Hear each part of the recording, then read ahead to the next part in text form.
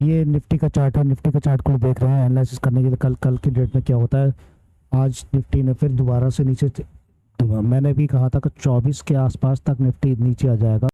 देखिए निफ्टी को टारगेट दिया था मैंने 24,350, 24,350 300 के आसपास तक गया और 240 फिर आया और 240 पे 200 के आसपास ये घूम रहा है। अब ये 23,950 क्यों नहीं गया?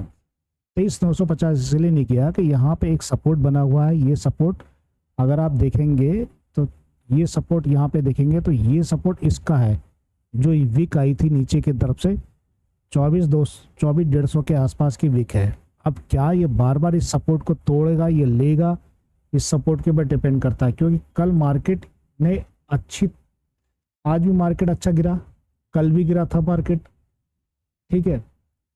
अब बड़े चार्ट को अगर देखते हैं तो एक घंटे के चार्ट को देखेंगे तो एक घंटे के चार्ट के अंदर में देख रहे हैं तो एक घंटे के चार्ट में एक हेड एंड शोल्डर बन रहा है पूरा का पूरा। और इसी सपोर्ट के पास में अगर इस सपोर्ट को तोड़ देता है तो आने वाले समय में ये जो 24,950 सॉरी 24,950 बता 23,950 बता रहा हूँ, ये 23,950 ये रहा। 23,950 पे यहाँ पर खड़ा हुआ है, ये 23,950 यहाँ पर आकर रुकेगा। अगर ट्रम्प साहब ने कोई उल्टा सीधा कुछ बोला तो फिर होगा खेला। हेड एंड शोल्डर बना हुआ है, हेड एंड शोल्डर पूरा होने के बाद में स्थिर हो गया है। अब ये स्थिर अगर यहाँ पे थोड़ा सा डिप मार देता है, यहाँ पे उम्मीद को काफ़ी है कि नीचे के डिप मारेगा। डे चार्ट में एक शूटिंग कैंडल बहुत तेजी से नीचे आ रही है, ध्यान रखना। और यहाँ पर एक असली सपोर्ट है 24,000 पे। 24,000 पे एक अच्छा सपोर्ट है। 24,000 का सपोर्ट अगर तोड़ देता है, 24,000 के सपोर्ट को तोड़ देता है तो होगी नेक्स्ट सपोर्ट पे कोई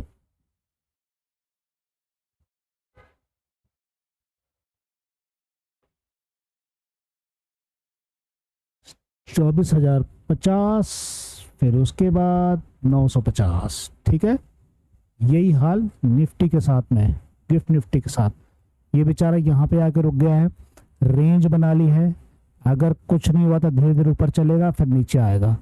अगर इसने रेंज तोड़ी तो ये भी गड्ढे में चले जाएंगे, ठीक है।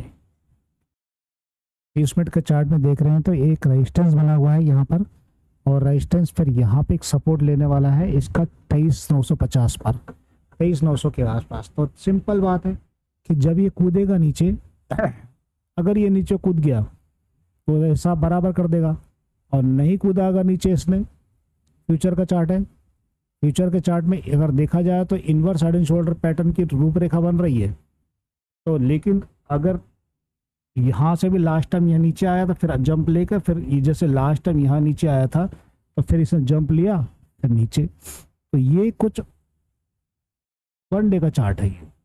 अब आ जाओ 30 मिनट के चार्ट पे। 30 मिनट के चार्ट पे एक एक ग्रीन कैंडल आई है, अपसाइड मूवमेंट है, ग्रीन कैंडल है। अब इतना गिरा, ये गिरा था यहाँ पे। अब क्या ये संभलने को तैयार है? यहाँ पर एक रेजिस्टेंस पे खड़ा है ये, बिल्कुल इसी रेजिस्टेंस से रिटर्न हो रही है बार बार चीजें। अगर रेजिस्टेंस से नहीं खड़ा तो संभलने की कोशिश करेगा तो 24,300 भी जाएगा, जो कि मैंने यहाँ भी बताया है। 30 मिनट के चार्ट पे ये अगर गया तो यहाँ पे भी जाएगा और नहीं तो यहाँ पे जाएगा। मतलब दोनों दिशा में निश्चित काम करेगा ये, कुछ इस तरह से या कुछ इस तरह से।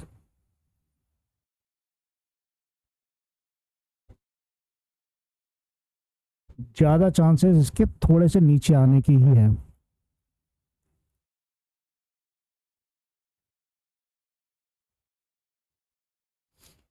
चौबीस नौ सौ कह सकते हैं इसको, और सॉरी 24,900 नहीं कह सकते, इसको कह सकते हैं 23,900।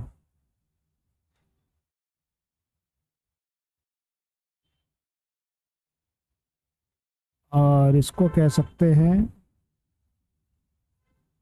24,300। दोनों में से कुछ भी हो सकता है, दोनों में से कुछ भी हो सकता है।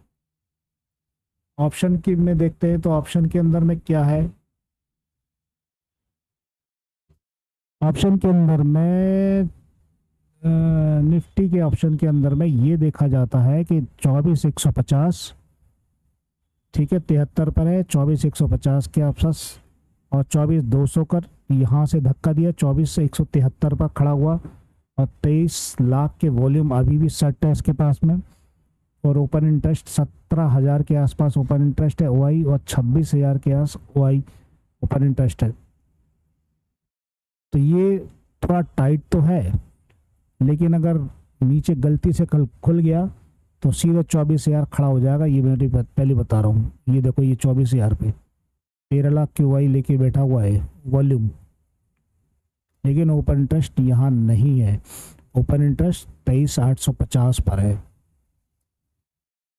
देखा, 23,850 पे ओपन इंटरेस्ट 9,000 का है। चेंज ऑफ ओआई 9,000 के ऊपर लेके बैठे हैं पहले से ही।